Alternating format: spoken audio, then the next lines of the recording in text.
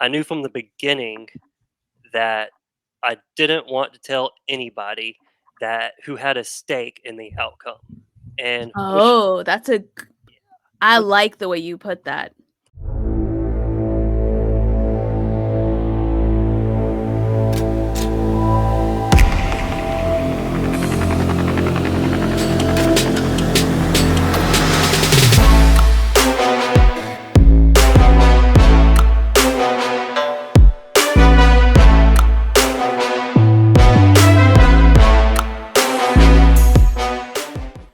Well, Danny, thank you so much for joining me on Growing Up Fundie. I really appreciate having you here, and I can't wait for people to get to hear your story. Um, I know that you submitted on via the form quite a while ago, and long story short, I was hit by a car earlier this year, so I'm just now getting back to like emailing people and getting them on the schedule and getting dates booked. And I reached out to you, and luckily you were still willing to hear from me all these months later. And your story is a wild one, but it's wild in a very real way. It's most of the time when you say something's wild, it's unrelatable. But I think your story is going to be relatable to so many people who think they're alone in their experiences, and that's one of the reasons why I really wanted to get you on here as soon as were comfortable, obviously, because I think there's so many people who are going to hear your story and they're going to say, I thought I was crazy. I thought I was the only one. I thought, I thought. And so I'm really grateful to have you here. So thank you, first of all. But enough from me. Tell us about yourself. Who are you? What are you all about? well, thank you for having me on.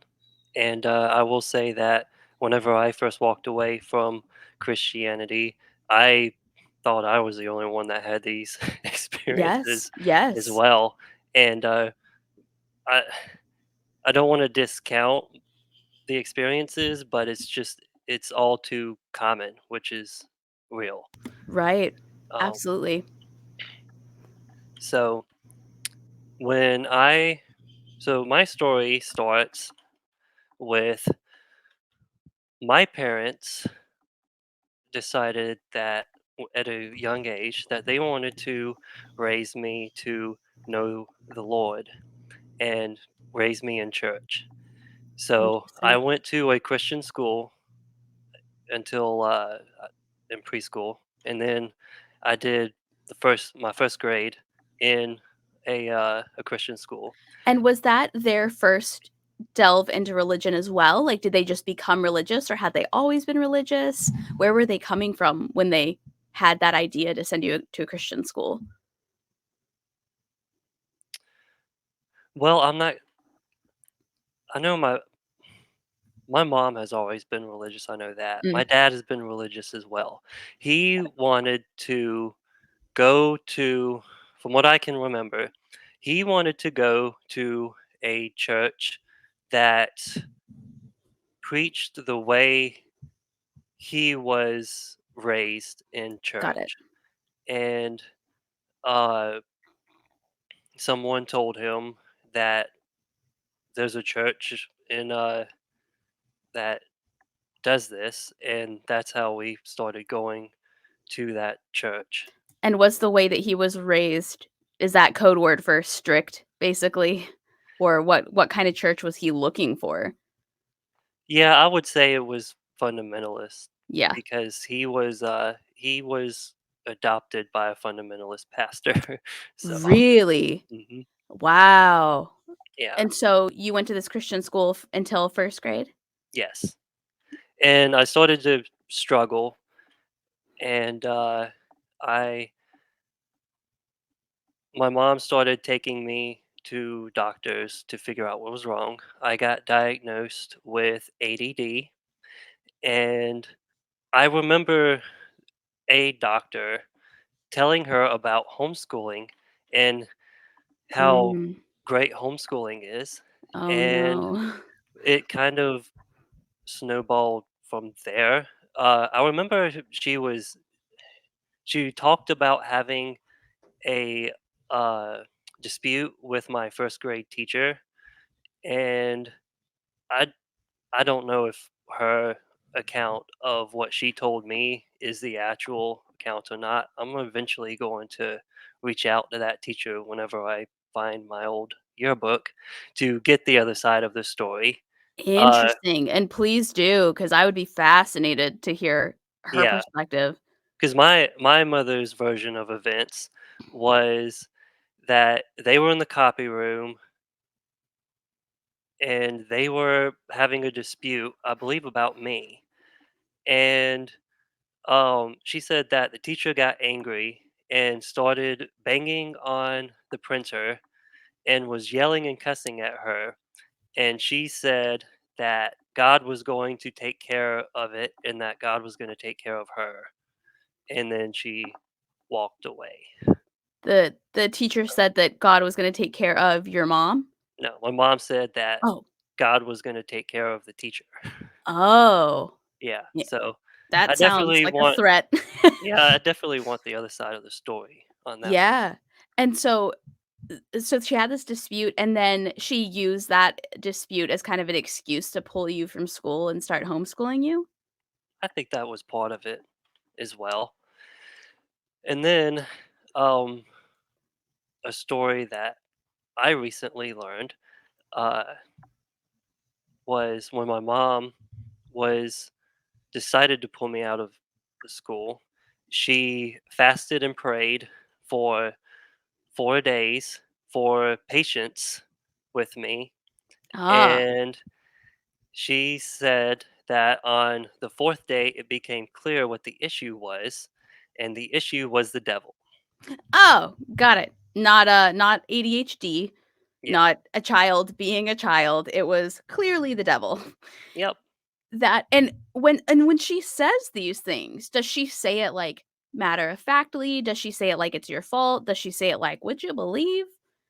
Well, whenever she said it, I didn't. I always wondered if she truly believed what was said to me in childhood, and this was confirmation that she does and still believe it. And in my head, because this really struck a nerve with me, uh, because I have worked through a lot of this stuff Yeah. and and and healed from it, and it was really shocking to me that throughout my life making these connections where she was, with my story, where she was, even whenever I was walking away from religion, she was sending me messages telling me it was the devil, that it's of the devil and stuff like that. And she's still to this day possibly believes that I'm being influenced by a fictional character.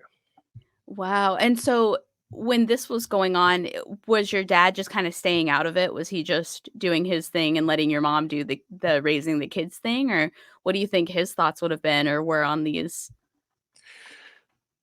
Some of the some of the stuff I experienced in childhood, I confronted him about, Wow, and he denied a lot of it and defended my mom.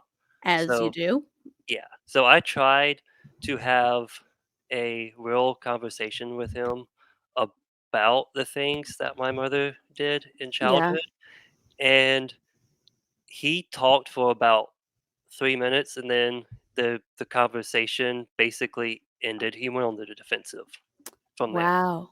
Yeah. So, once homeschooling started for you, what happened after that? Like, how I imagine that a child who struggles to adapt to, like, state regulated, mandated schooling is probably gonna struggle even more being homeschooled, especially in a house where, like, real psychological happenings are blamed on the devil. I mean, do you remember academically what that was like, or was that not the focus? Was it more of, like, church all the time? In the beginning, I believe that she truly wanted to teach me things. Yeah, Was I don't think she was, I don't think she realized what she was getting into. right.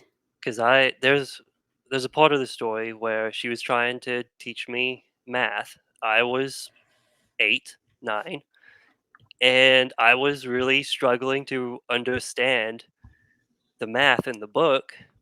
And after a good little bit, she got frustrated.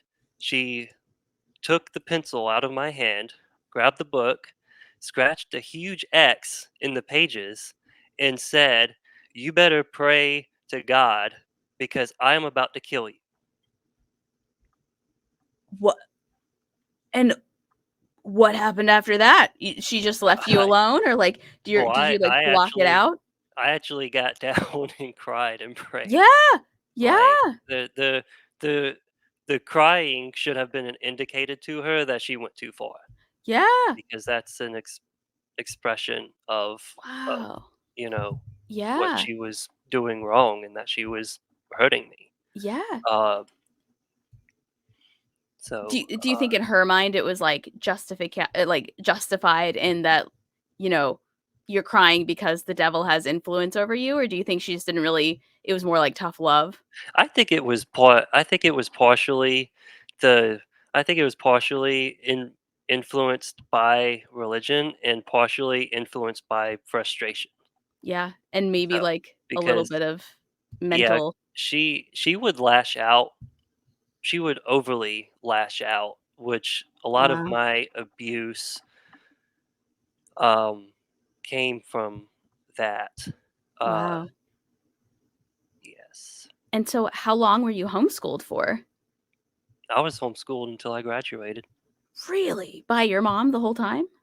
Yeah, I would say till about 12 or 13 when she couldn't quite understand the subjects anymore.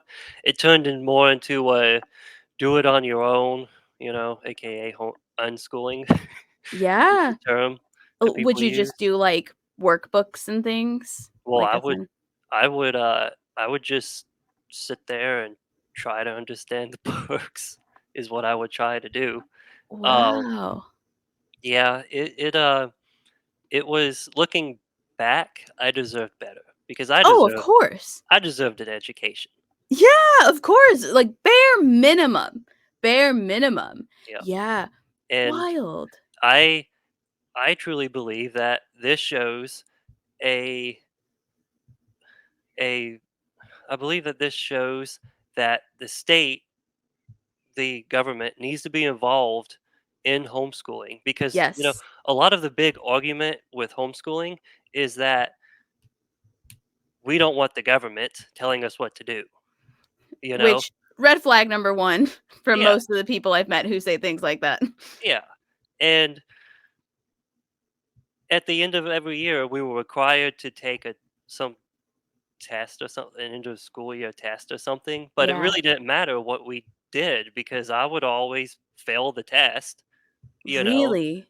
Yeah, and then I'd get an emotional beatdown because of it, and it's like, how am I supposed to understand something that I'm not being taught? I can't, with ADD, it I can't read something and just to be expected to understand it. And Yeah. even today, whenever I'm learning stuff, I have to take time to let it just sink in, and Yeah. then test my understanding. That's wild. And so when somebody graduates from homeschooling, do you take, like, the GED test? Is there a specific exam for homeschool kids? Like, how does one graduate from a program like you had? There's homeschooling diplomas. Um, Interesting. yes, I don't quite remember that stuff. I remember she had to do up a GPA for me to apply to college. I was gonna say, yeah, the next steps would be quite difficult, I would imagine, after an Yes. experience like that. What was that like going to college? Like, going from not having any classmates to just being, like, thrust into higher education like that? It uh, One of my biggest struggles was learning how to study. So I had to Yeah. learn everything, like all that stuff that people learn in, in public school and private school. I had to learn all that, and I had to to figure out a way to actually pass the classes. Yeah. And even today, I do better in a relaxed setting rather than a formal setting. Oh, yeah, definitely. Interesting. And so did you end up going to a religious university? No, I went to a state university. Good for you. And so when you were going through school, when you were being homeschooled, at the time, did you remember it seeming weird at all, or was that kind of the norm for you at that point? Like, how did you feel when things were blamed on the devil, or when you were told to pray about it, or when you were left to your own devices? Did it seem normal at the time? No, I struggled a whole lot, and I am gonna I struggled mentally with it, and Yeah. when I was 13, I was actually suicidal for a little bit. Wow. Um, that is something I haven't shared, but Yeah. you know, I, it's part of my story. Yeah. Um, Yeah. s- so I remember when I was young. I don't remember what I did, but I do.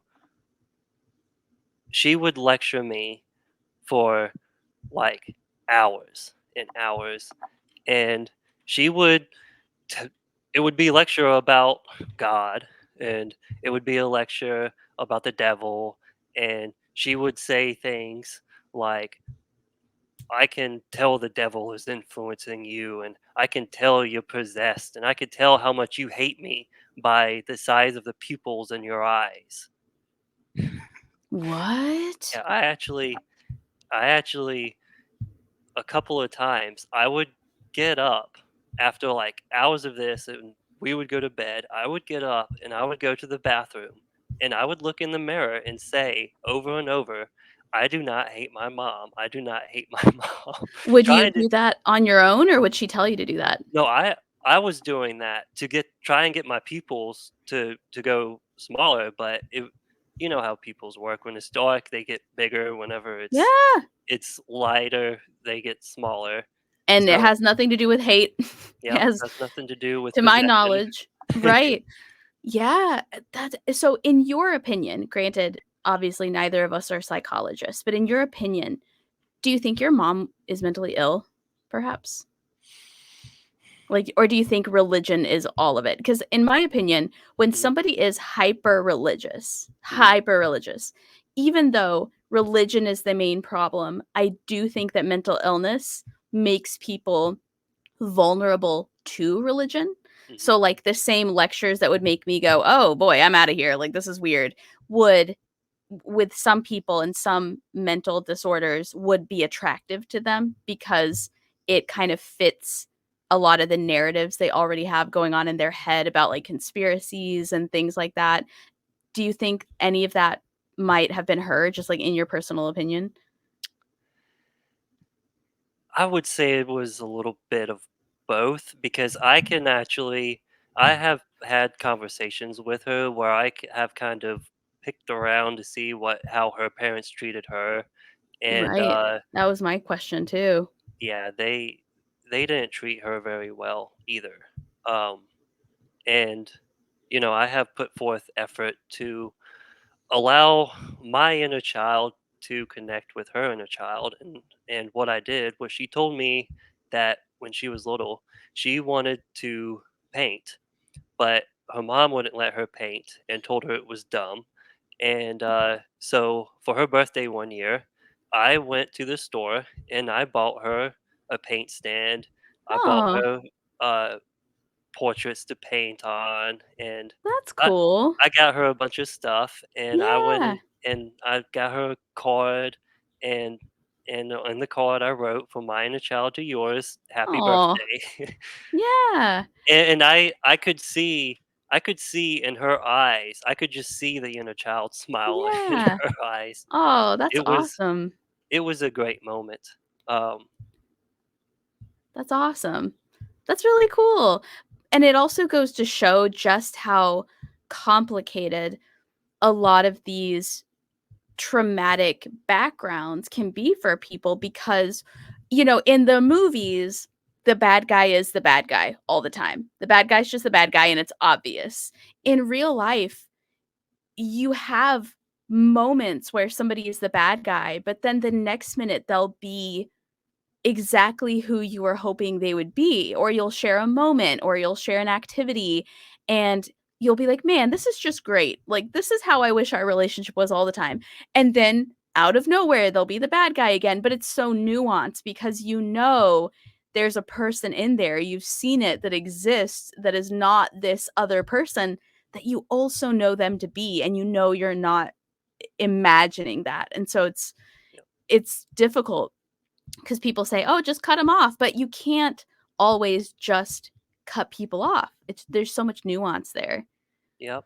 I believe in having healthy relationships, Yeah. and part of having healthy relationships is setting boundaries and Yes. enforcing those boundaries. Yeah. And whenever I whenever all of this started with me walking away, it didn't start with religion. It started with me looking at the things I learned from childhood to survive that wasn't working in the real world anymore. Was it serving me? And so from there, it kind of snowballed because religion is tied to a lot of the things that she did, Right. and Right. there's just it started with the feeling of religion was rammed down my throat because we went to Sunday morning, Sunday night, Wednesday night, uh, the youth meetings at churches where the youth would get up there and preach and and uh, and then later on in my story is the youth camp. Um, Yeah, what tell us about that if you don't mind. okay, so the church was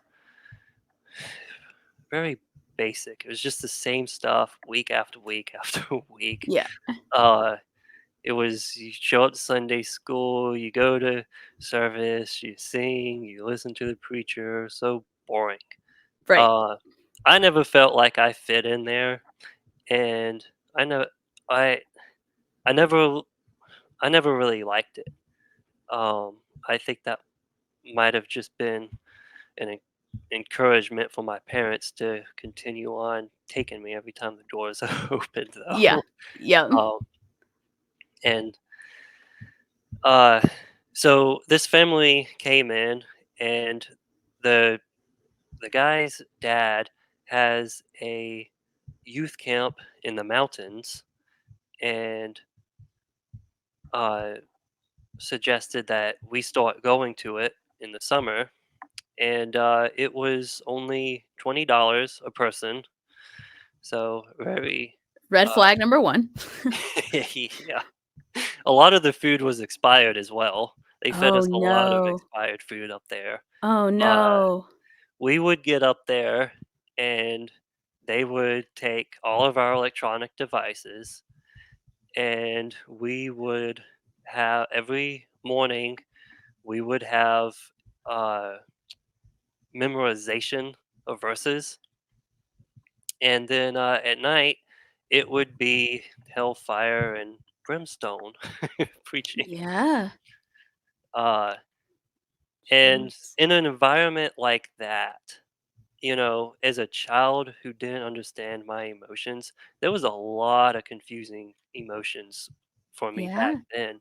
And Yeah. I even believe that there was a lot of confusing emotions for my mother as well, you know? Uh Like, how so?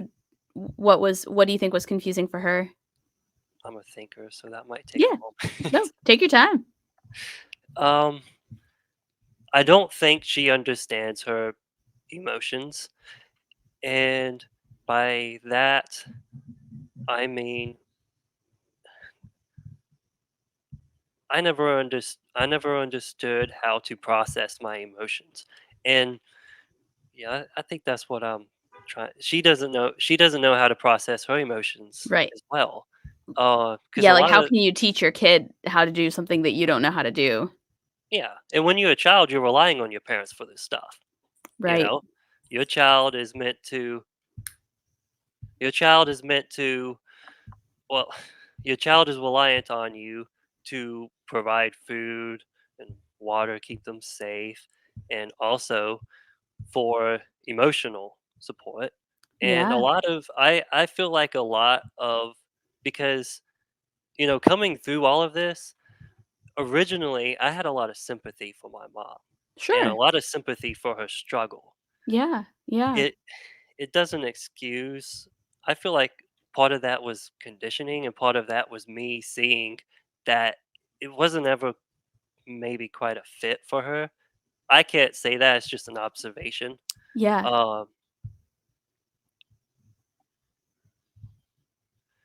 so It's never just black and white, I feel like, with people. They yes. And people want you to say, "I'm angry and they're awful," and that's all there is to it, but again, in real life, there's so much more nuance there. There's so many more caveats to everybody's story, even the people that we wanna be mad at.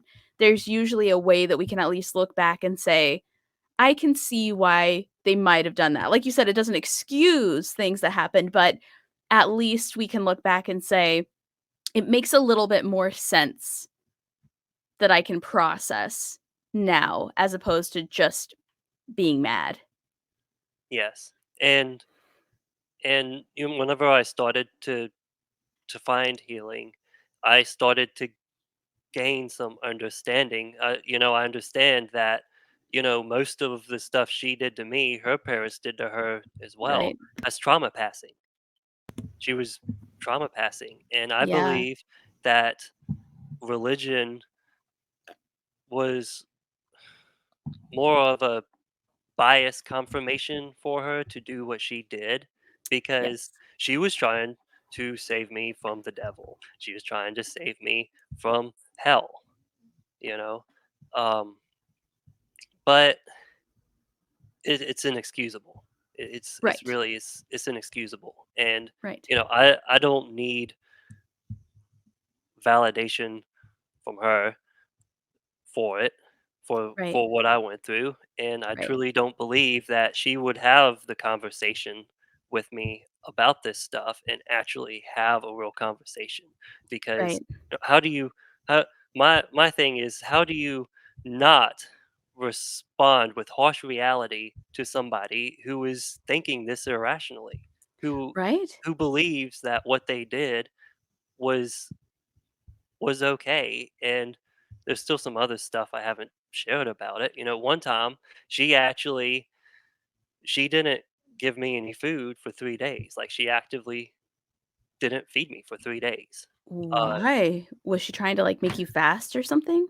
no, it wasn't a fasting thing. I th- I don't quite I can't recall what the reason was, but I remember she told something happened. She told me that I couldn't eat anything for 3 days as a punishment, and I actually ate dog food. So, Wow. yeah, I actually went and ate dog food, and one of the things is, like, did my dad know about this? And whenever I think about it, you know, he we sat at a dinner table. I ate nothing.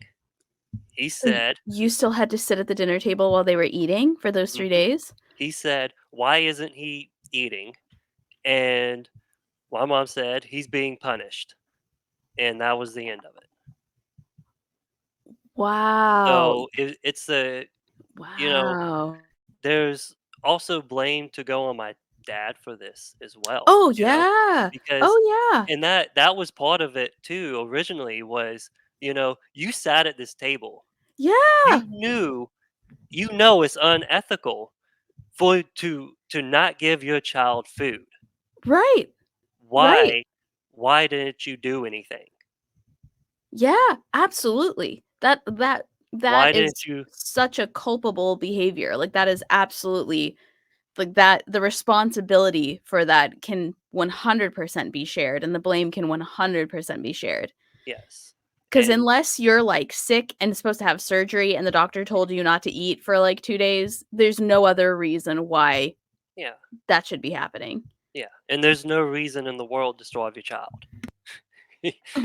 Right, right. So, it, Wow. yeah. And then there was another time which slightly got addressed. She didn't want me to get up before 7. And I had a friend over for 2 nights. And the first night, the friend wanted to get up at 6:30. We got up at 6:30. The second, my mom said, "Don't get up before 7. Stay in bed." The next day, I stayed in bed. It was 7:30 in the morning. We were playing games. She got up, dragged me out of the room, took me into the other side of the house, and beat me with a belt. I had a bruise from the bottom of my knee all the way up to my butt. Like Wow. she she beat me. Uh Yeah. and my thing, like part of the like being homeschooled, you don't have an escape from this stuff. You know, Right. you don't have an escape from an abusive parents. You don't go to school. You know, Right. there's there's part of it to where as well where it's like the people other adults in my life that's not in the household, they can't always know what was going on. But there's also the hurt there too, that is, why didn't these people say anything? Why didn't these people speak up for me? Yes, because if you were in church as often as you were, and obviously your dad lives there too, how there's you can't tell me that that stuff isn't visible.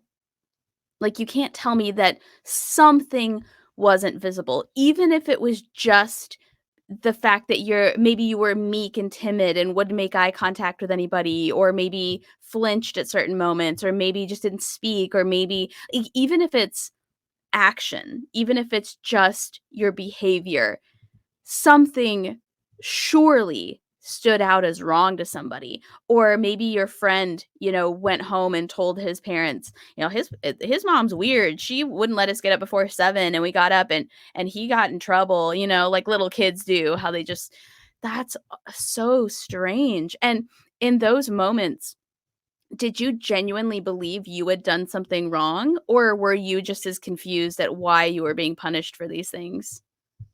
I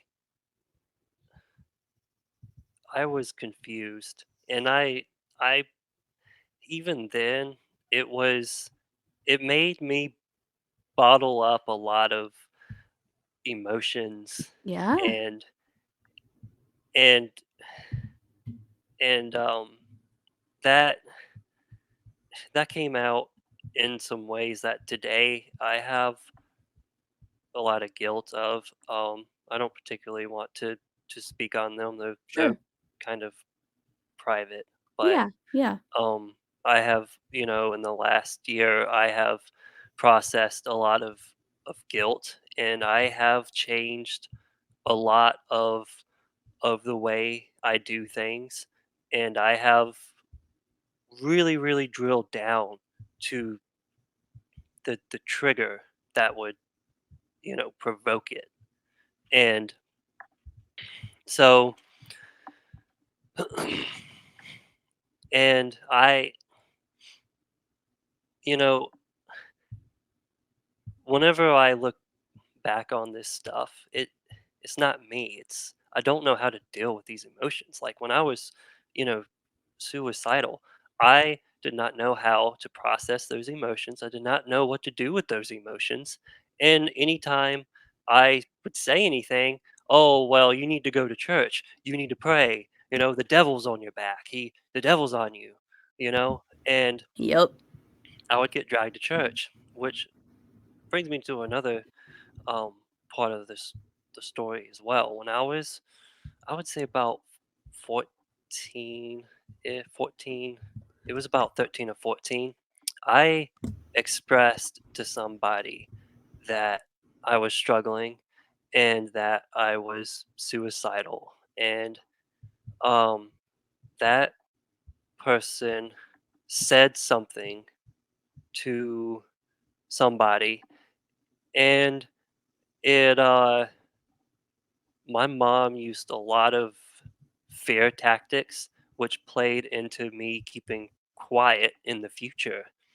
And because she told me I was going to be taken away by CPS, and that she was I was gonna not have a family no more, and Wow.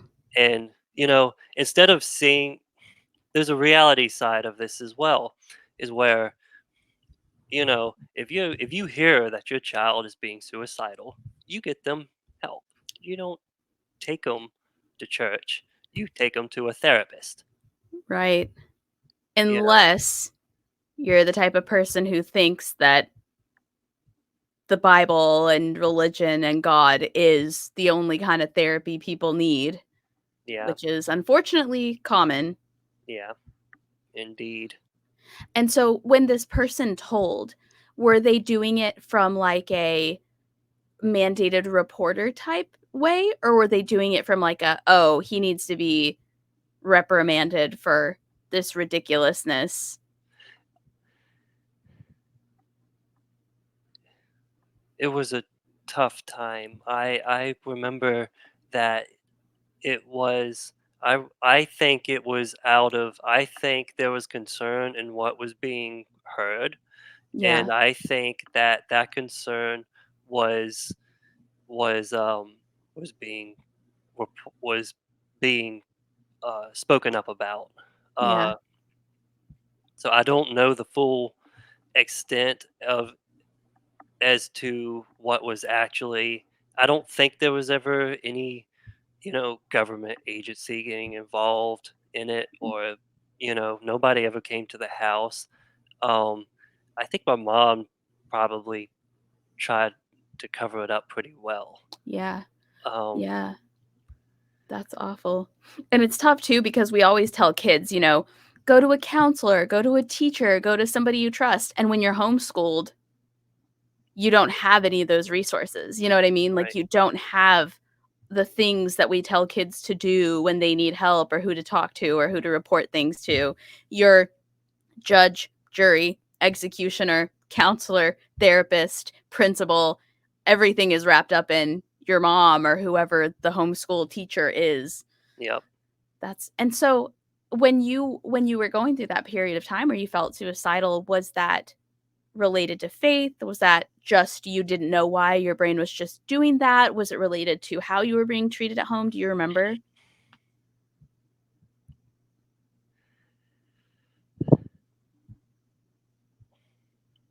I don't, honestly. Yeah, Um, that that part I haven't quite dug into too much yeah, yet. I know that there's been a lot of embarrassment and and shame felt from it by me, mm, but uh, it's the way I was feeling was valid, because yes, whenever absolutely. you're in this high control situation, and you are a child who has no tools to deal with this stuff, you you I can see why I was suicidal, Yeah, and why I was struggling, and really that caused me to shut down and double down on Christianity. That comes to the point where I, you know, double down, and there was a Christianity brought on a lot of guilt, brought on a lot of guilt, uh, as to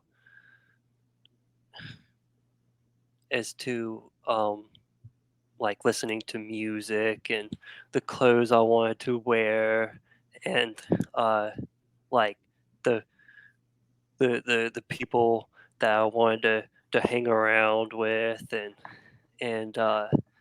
it brought a lot of guilt with that. Yeah. Um, But you said something really important a minute ago that I just wanted to make sure we highlight as much as possible. Your feelings were valid. They were 100% valid and they were correct. And I just want to make sure that anybody who's watching this or listening to this knows it doesn't matter what your answer to that question had been.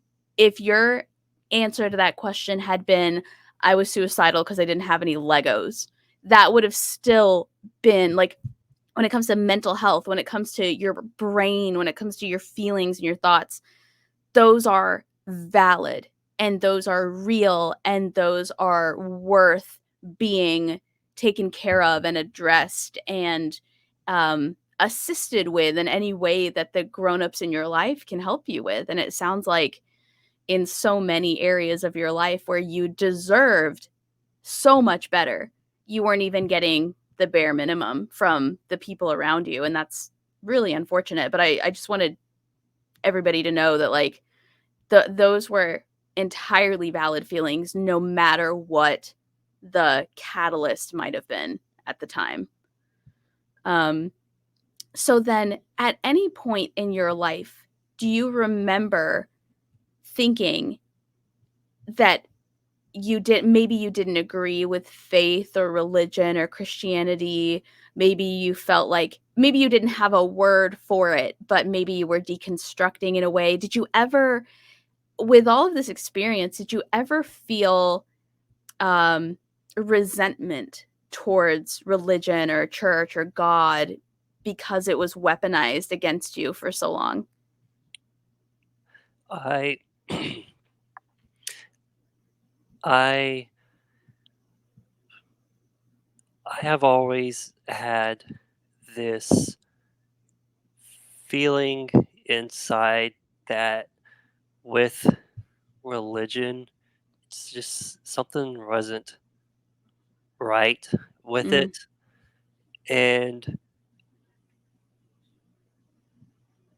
and I never I was always scared to explore it because um it was always, well, that's the devil influencing you. You need to go pray harder and seek God and stuff like that. That that would always kind of just push me back to religion. And then, after that double down point, I kind of, I learned to be non-confrontational, which I did that well into my adult years. And and I learned to uh, stonewall and basically shut down. And which really it took a lot of frustration and COVID for me to and really some honestly some uh, emotional workplace abuse for me to actually eventually be like, hey, this this isn't working. I gotta do something else. You know. yeah. Yeah. Um, so I went to college for and studied agriculture. And once I finished, I went and worked in the hog industry. And it was a lot of promises that wasn't kept. They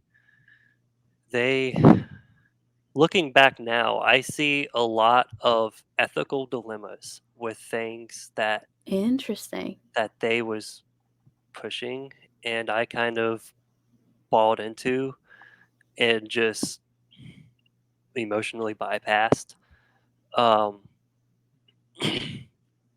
and I ended up taking a supervisor position where the manager and employees were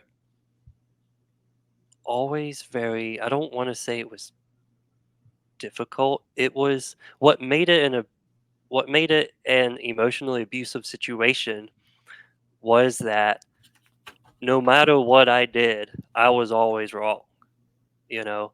So if I would go to the manager and I would try and fix the issues, and then I would go out and I'd have all these meetings with the employees and stuff like that, and in it would always go in circles, or one of the employees would go inside and take the manager aside, and then I'd have this long lecture with it. Some of it replicated my childhood. I was gonna say, I'm taking notes here and I'm like drawing parallels. It's Yeah, almost like you went from one high control manipulation environment to another high control manipulative environment, where you were invalidated and made to feel lesser than, or like you just weren't doing things correctly, and if only you could do them correctly, things would be going your way. Very interesting. yeah, and I would like to point out that growing up in this, to me, it it looked normal. Right? Uh, That's all you know in terms yeah, of relationships with people. yep, and so that was kind of I eventually went to HR about it, and they moved me, and then I actually ended up leaving the company and going to another company, which was more of a steamrolling type deal where it was, I was non-confrontational. I wouldn't say nothing, and I ended up working like 80 90 hours a week, and And I tried like, at that time, I tried getting some Christian books. I read, Is This It? And I remember sitting in my work truck at 6 PM, reading this book, crying, not understanding a thing in it, and eventually it took a friend just, giving me hard truths about you know, if this industry isn't working for me, I need to move on and do what's right for me. And from there, that started my journey into learning how to break cycles and learning how to communicate directly, learning how to take up more space, learning how to speak up for myself. And it was really scary I doing bet. that Yeah. because my your brain wants to keep you safe, and how my brain learned we here's a good way to explain it. We come into adulthood applying what we learned to survive in childhood into adulthood, and that doesn't serve us, that may not serve us in adulthood. And I came into adulthood being non-confrontational. I came into adulthood not speaking up for myself. I came into adulthood people pleasing.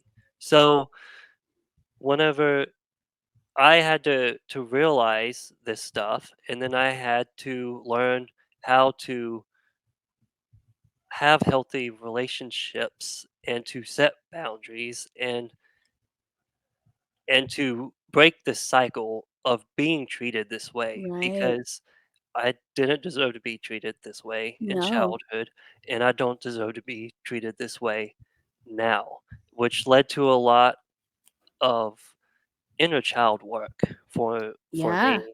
And I will say that inner child work has really helped me, because Good. I worked through a lot of anger with religion and my mother, because because of how I was treated, and um I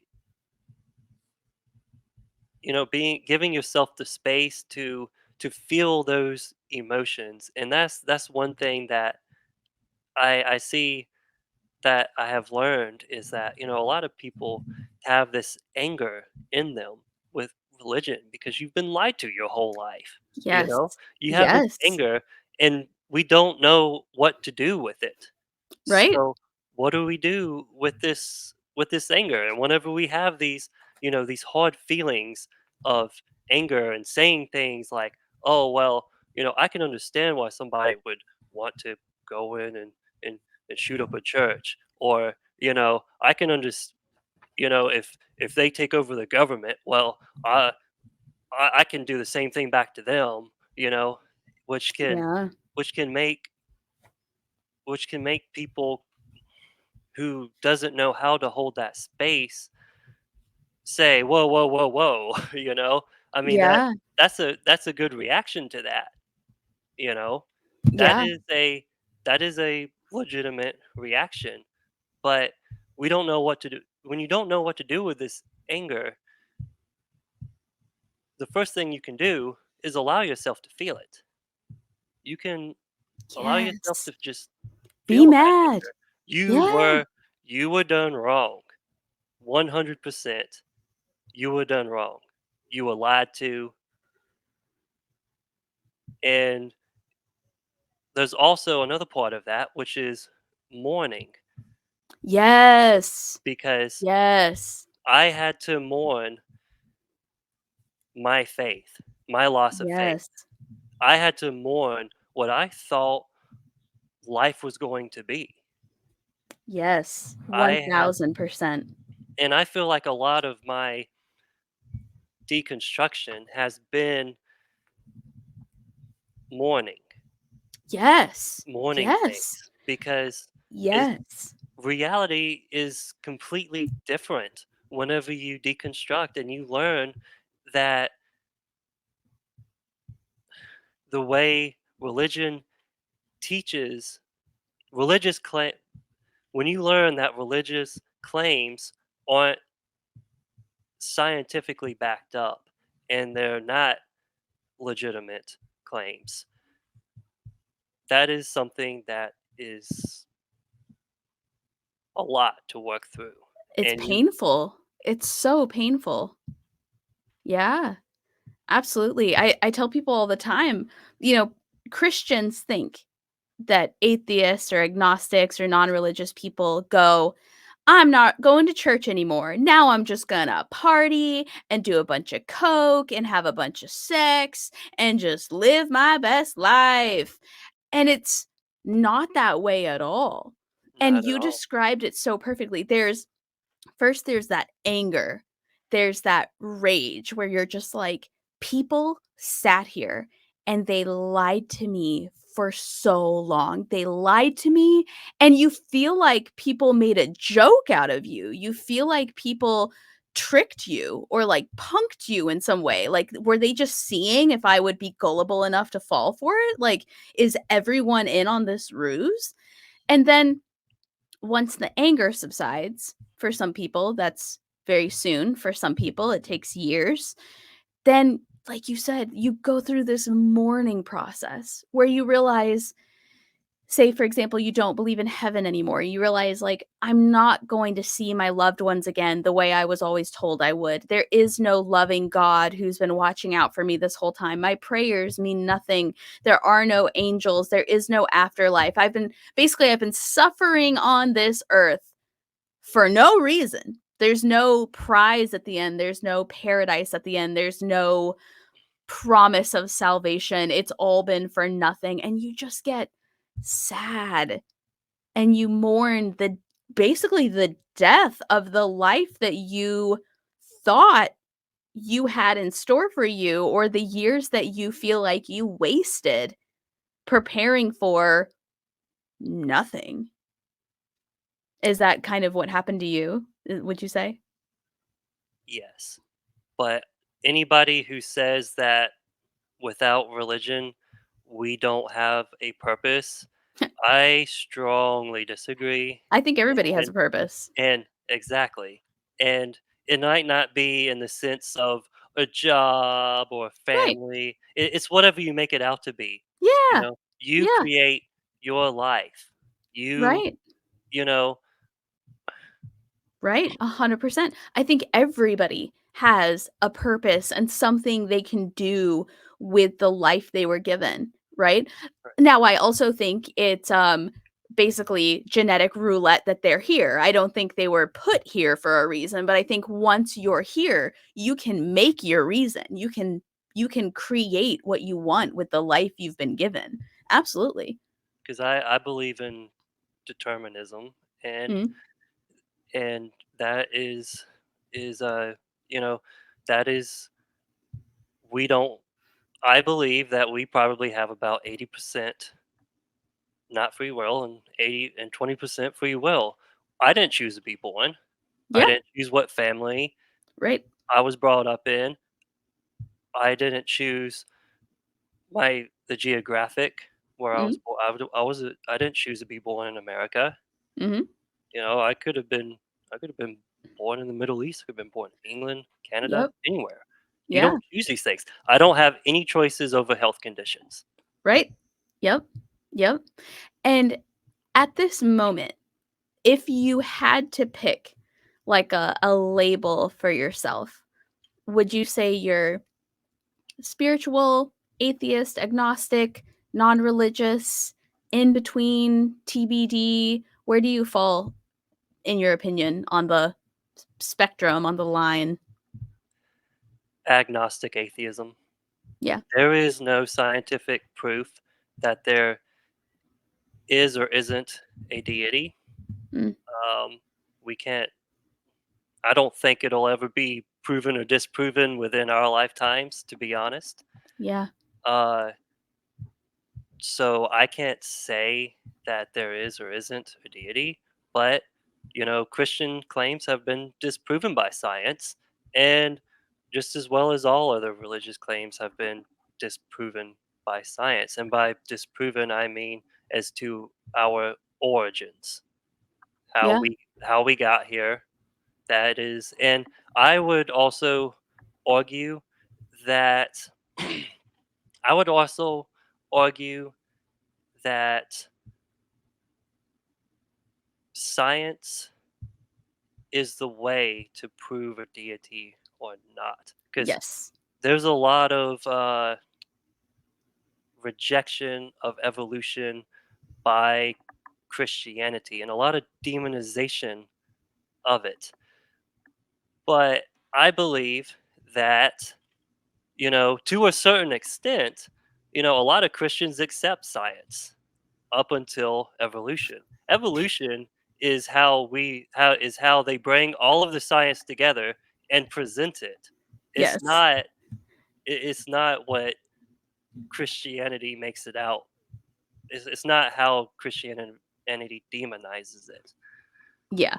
I And do think that is quite funny how science is true until a certain point, and then it's like, maybe it's not so true anymore." And it's like, "Y'all yeah, were agreeing with it not long ago. What happened?" well, even as a Christian, whenever I went to college and I learned, because when I studied agriculture, they taught us the definition of it and what it is, you know, and there the way it was described to me was it's the study of changing DNA from generation to generation.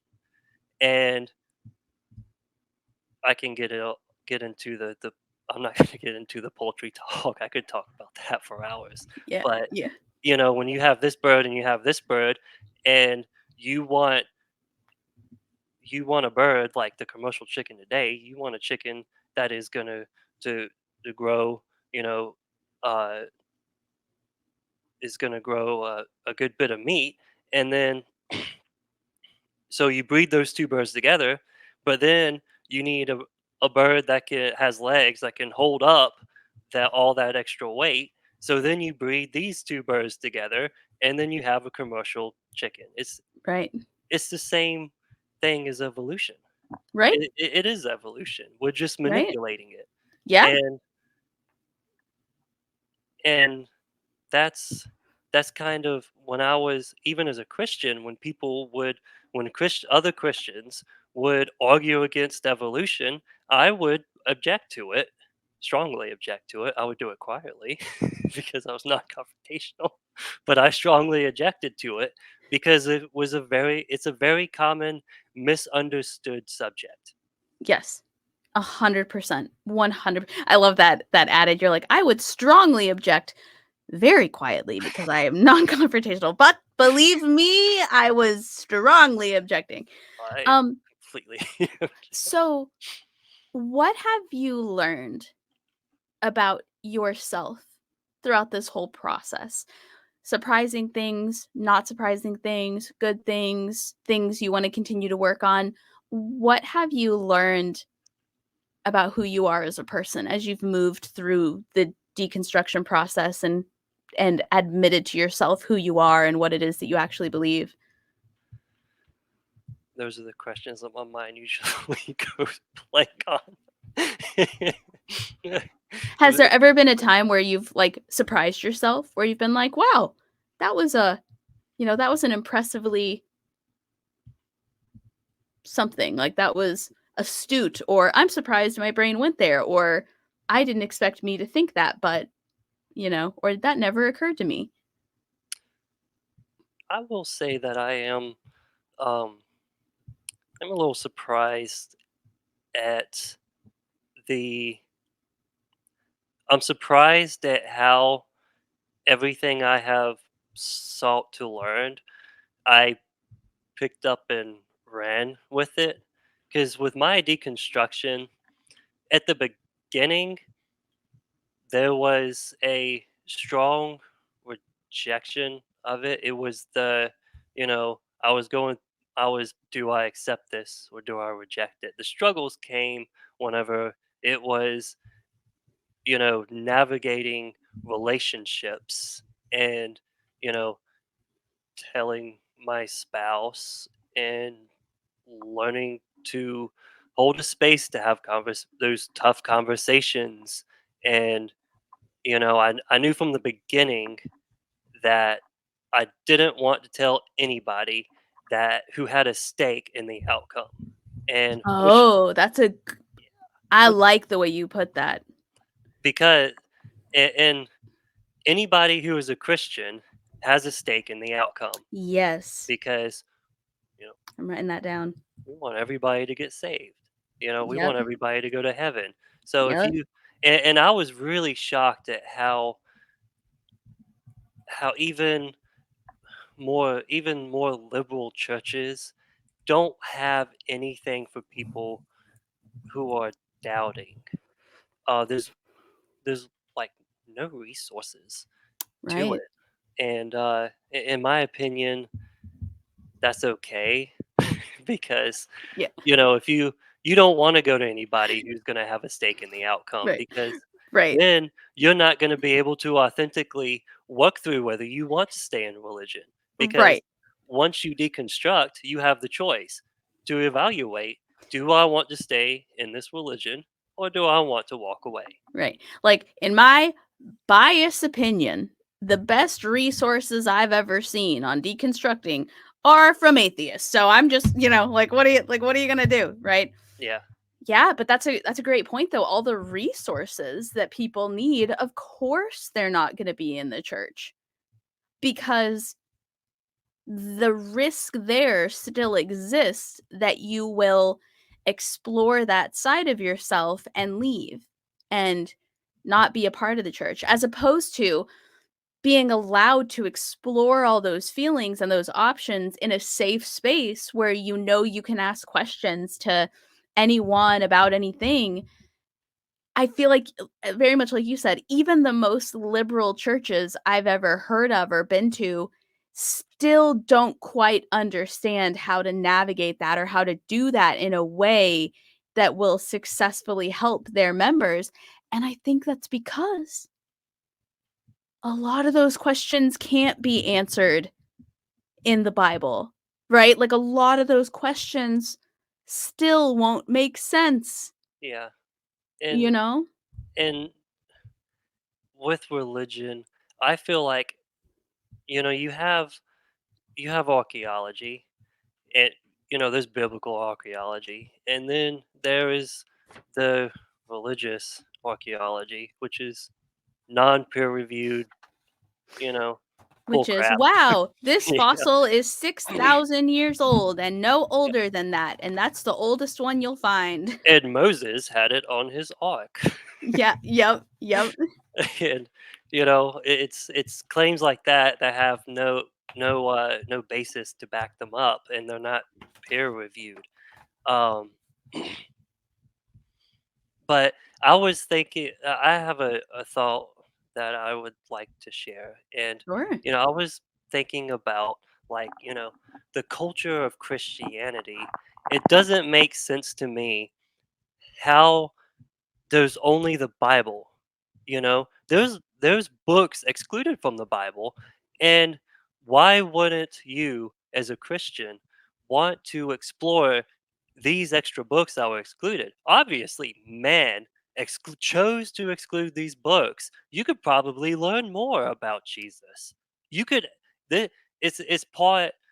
It's technically part of the culture of Right, Christianity as well. You know, right, and right, but there's a difference between culture and dogma, you know? right, Dogma is this book and doctrine, and, you know, culture is, you know, I guess where I'm getting at is, there's the history of Christianity as well, and there's so many different sects. I can't say that like right. SECTS. Yes. Yeah, and there's also a lot of sex, but that's a different podcast. That's a whole different Yep. cult. Yeah. And, and whenever there's evidence that says Jesus had a brother, you know, and there's there's all this evidence. How come you wouldn't, regardless of what this one book says, why do you have to base everything off of this one book and just reject everything else? How come you can't add to it? Maybe it Right, could add to your faith. And and right. and I've actually, like, this week I've even considered, I was like, maybe I should buy one of these books of all the banned excluded books of the Bible, and give it to my parents. they'd Well, they'd be yeah, horrified. and, my brain goes 2 places. 1, I've seen the shit they left in there, what they cut out. Like, I've Yeah, seen some of the whack shit that they decided was fit for publication, so that's where my brain goes. I was like, "I wanna see the rejects, because if yeah, the included one includes the rapture and all that stuff and, the Nephilim, like, if that made it in, what didn't? Like, some kinda Lord of the Rings shit. But also, part of me also thinks, and I've said this before, and I've never gotten a good answer about it, if there was an opportunity at some point in history to make a New Testament, to make a revised version of the existing Bible and get that approved by whoever it needed to be approved by in order to include it in the Bible, why has there never been an opportunity to add a third version? Why is that New Testament the last revision we ever get? And that's never made sense to me. I'm like, if you could revise it at one point, if you could look at the Old Testament and go, you know what, there's some changes we need to make here. We need to do a little more inclusion of other stuff. We need to update it. Why did that end there? Why have we never been allowed to make a New Testament? To me, that would make sense. It's kinda like how we revisit amendments to the Constitution on a regular basis, and we make more amendments because sometimes the rules no longer apply for the generation that we're living in or the technology that we invent. So you would think that even a devout Christian would be like, "I wanna make sure this is the truest, realest book there is. So I want to make sure that there's rules and regulations for everything. Like, what would God say about Twitter? What would God say about glasses? What would God say about cell phones? Surely there would be rules related to how we behave on the internet, right? But instead, we're going to stop it before electricity was even invented, Well, right? before Before the electricity. first motor train. Yeah, exactly. But um say somebody is listening to this episode and they're thinking, "Wow, Danny is telling my story. Danny is telling my story, but Danny is telling my story at a different point in the future than I'm at, and I don't know how to get where Danny is or where Danny's headed." What would you say? What advice would you give to somebody who's listening to this and who really hears themselves in your experiences? The biggest resource that I have ever come across, and it took me months and months and months to find, is recovering from religion. They We have love recovering from religion. We love they them. have immense they have a database Yep. of videos. They have it all. They have help support Yes. to talk you through things, and it was always very helpful, and it gives you a community as Yes. well to actually connect. And Yes. so that's the first thing that will always come out of my mouth is recovering from religion. Yeah, and I'll link them in all versions of the show, whether you're watching it on YouTube, whether you're listening to it, you can find a link to RFR and their resources and their YouTube channel in the description right now. Future. Future right now. Very interesting. And then was there anything else that, like, you personally have done or, um, any actions you've taken that worked for you in your opinion? Well, if you want to desensitize yourself, go on to Twitter. Yeah. That'll help you.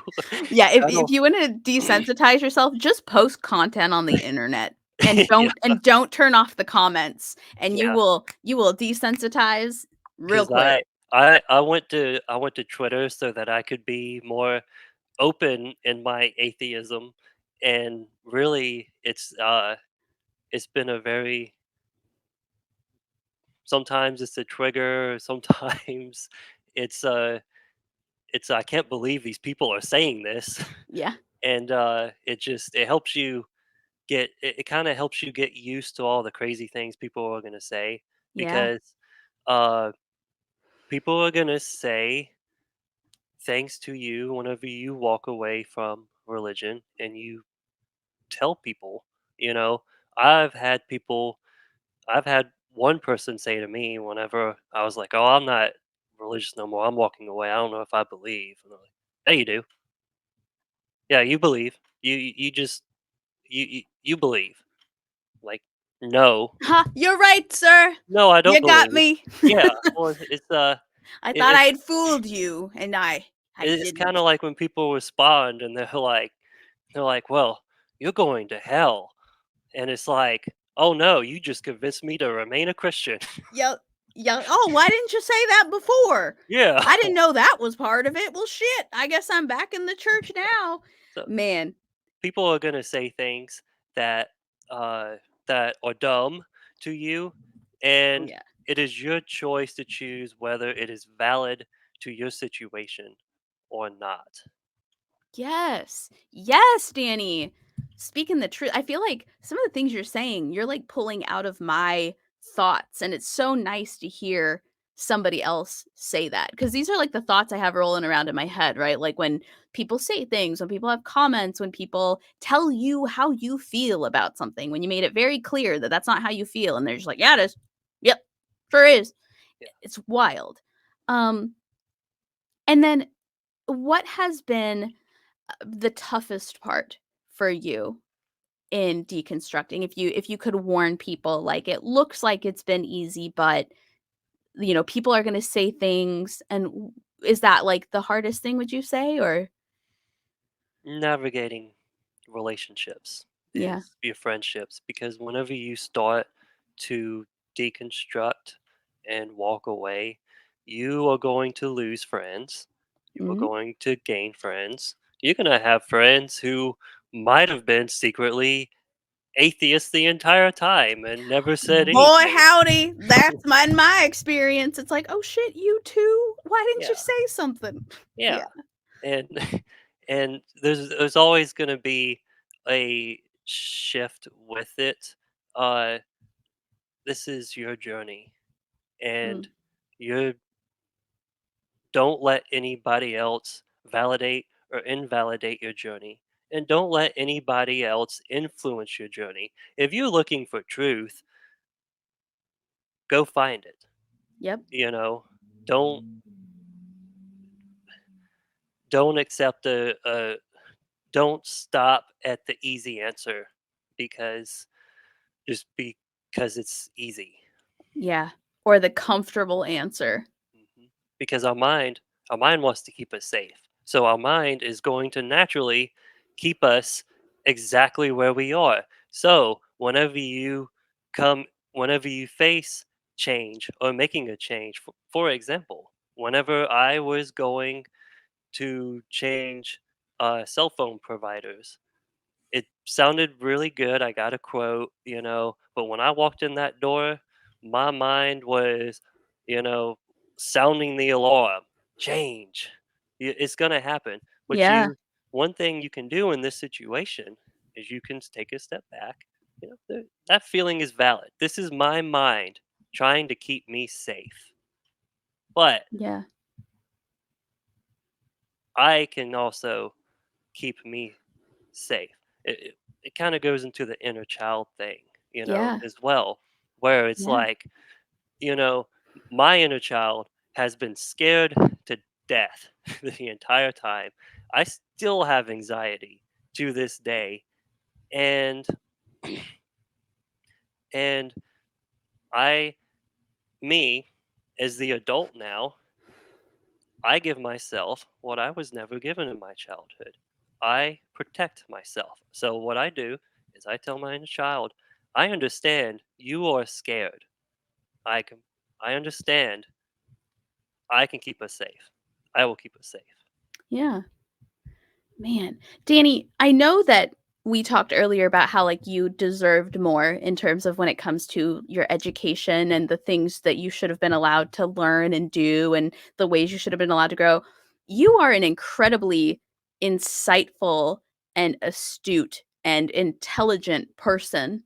Um for the shaky legs that you started out on in this life, and I just wanted to give you credit for that. You are articulate, you are you sound, at least I don't know how you feel on the inside, but you sound very sure of your answer and your response, and man, you just give really fantastic advice, and I think it's awesome, and I think whatever it was you've done since getting out of that environment that you were in terms of, like, homeschooling and church and things like that, you've really you've done amazing things, and you are a person that I think, people can really look to for advice and thoughts and feedback and support, so kudos to you for the work that you've been doing. You talk a lot about the work you've done on yourself, and I know that probably is years and years and years in the making, but you've really done a phenomenal job. Thank you. Yeah, Yeah, you're just I have fantastic. I've really put a lot of effort into doing this and to oh, and to I've really put a lot of effort into healing and being who I am Yeah, today. And there's one other thing I'd like to share as sure. well. Of And course. so here's something: when we're you hear a lot about people who invest their identity into Christianity. And whenever there is people who talk about Christianity and it feels like an attack on them, it's because they're investing their identity into it. So a lot of people can have an identity crisis whenever they are leaving religion and Yes. deconstructing. And there's a lesson to be learned with that, is Yeah. to not to invest your identity into one thing. there's a lot of people who invest their identity into religion by itself. And when you walk away, it can be tough. Yeah, So, some things you can do is, and this is, I learned this from when I was in agriculture because I invested a lot of my identity into it, and I learned not to do that anymore. So, one thing you can do is you can think about your interests. I like softball. I like playing softball. I play in an all-inclusive softball league. that's I cool. I really enjoy it. Uh, I have gotten into going to the gym, bodybuilding. I'm a year and 5 months in. Yeah, I just realized your shirt says flex. Yeah, it That's says flex yeah, your pride. flex your pride. That's great. That's really fun. Yeah, and but building identities for yourself. mhm. and don't invest your the takeaway is to not invest your identity into one thing, because if it doesn't work out, you haven't invested your entire identity Yeah, into that one thing. You have other things. And if your interests change throughout your life, that's normal. It's going to happen. and you should embrace it. Mhm. You should embrace it. Absolutely. I feel like if lockdown taught us anything, it's exactly what you're saying. Don't put all of your eggs in one basket. And that's religiously or any other way, right? I spent 16 years doing stand up. And the minute lockdown hit, all the comedians I knew were freaking out, right? Because we couldn't do comedy, we couldn't do live shows.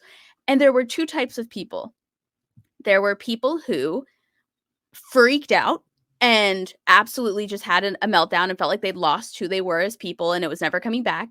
And then there were people that were like, okay, I guess now I'll start a podcast or start looking into TikTok or I'll start a YouTube channel or I'll start baking or I'll start drawing. And when the when the bans lifted, there were people who had spent 2 or 3 years just crying over the fact that they couldn't do stand up and wallowing in their own self-pity and not growing in any way. And then there were people who came out of it with really amazing talents and interests, and some of it had nothing to do with performing arts. I know people who built all sorts of at-home businesses, and I know somebody who got a van and started traveling around the country, and now they have a YouTube channel with tons of followers and subscribers and sponsors, and he just travels around in a van living his best life.